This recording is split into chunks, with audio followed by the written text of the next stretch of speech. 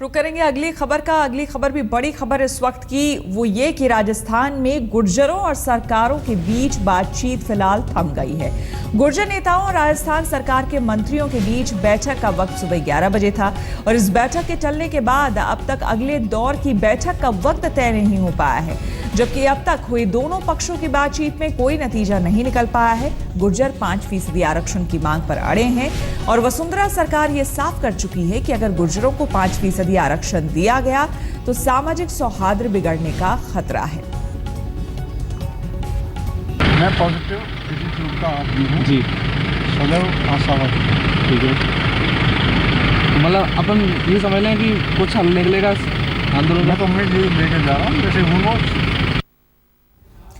गुर्जर आंदोलन की आग अभी ठंडी होने के संकेत नहीं है। बड़ी वजह यह है कि अब तक जहां सरकार और आंदोलनकारियों के बीच बातचीत के जरिए रास्ता निकालने की कोशिश हो रही थी, वहीं अब हाईकोर्ट से लगातार 2 दिन फटकार मिलने के बाद अब राज्य सरकार नरमी बरतने के मूड में नहीं है। बीएसएफ की 8 कंपनियां दौसा के लिए रवाना हो चुकी हैं। बीती रात ही सीआरपीएफ की 20 कंपनियां करौली, दौसा और भरतपुर में पहुंच चुकी हैं। यानी कि साफ संकेत है कि अब सख्ती बरती जाएगी, जबकि लगातार चल रही आंदोलनकारियों से बातचीत अब तक बेनतीजा ही साबित हुई है। गुर्जर आरक्षण पर आज राजस्थान हाईकोर्ट ने एक बार फिर सख्त रवैया अपनाया है। हाईकोर्ट ने कल हुई सुनवाई में डीजीपी और मुख्य सचिव को तलब किया था और आज डीजीपी और मुख्य सचिव को पूरे मामले पर फटकार लगाते हुए पूछा कि आखिर देशद्रोह का मामला दर्ज होने के बावजूद अब तक आंदोलनकारियों को गिरफ्तार क्यों नहीं किया गया, आखिर क्यों अब तक रेलवे ट्रैक खाली नहीं कराए गए। हाईकोर्ट ने सरकार को फौरन रेलवे ट्रैक खाली कराने का आदेश दिया है और कल सुबह 8 बजे तक कोर्ट में पूरे मामले पर लिए गए एक्शन पर एफिडेविट देने का आदेश दिया है।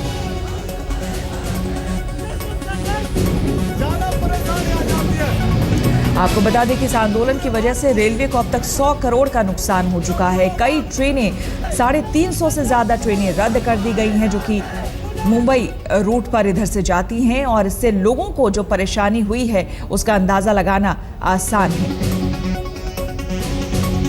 लेकिन इस बीच वसुंधरा सरकार और जो आंदोलनकारी है वो बातचीत कर कोई रास्ता निकालने की कोशिश कर रहे थे, लेकिन इस बीच हाईकोर्ट ने दखल दिया है और फटकार लगाई है राज्य सरकार को और साफ तौर पर कहा है कि जब देशद्रोह का मामला दर्ज हो चुका है उसके बावजूद आखिर क्यों बातचीत हो रही है, क्यों इन्हें अब तक हटाया नहीं गया, क्यों आंदोलनकारियों को अब तक गिरफ्तार नहीं किया गया। और इसी के बाद अब बातचीत एक तरह से बीच में रुक गई है, क्योंकि 11 बजे ही आज कर्नल बैंसला और जो मंत्री हैं राज्य के कुछ, उनके बीच बातचीत होनी थी, जो कि अब तक बातचीत नहीं हुई है और अब शायद ऐसा लगता है कि बातचीत हो भी ना, क्योंकि वसुंधरा सरकार कोर्ट के फैसले के बाद अब उसका रुख बदलता दिख रहा है।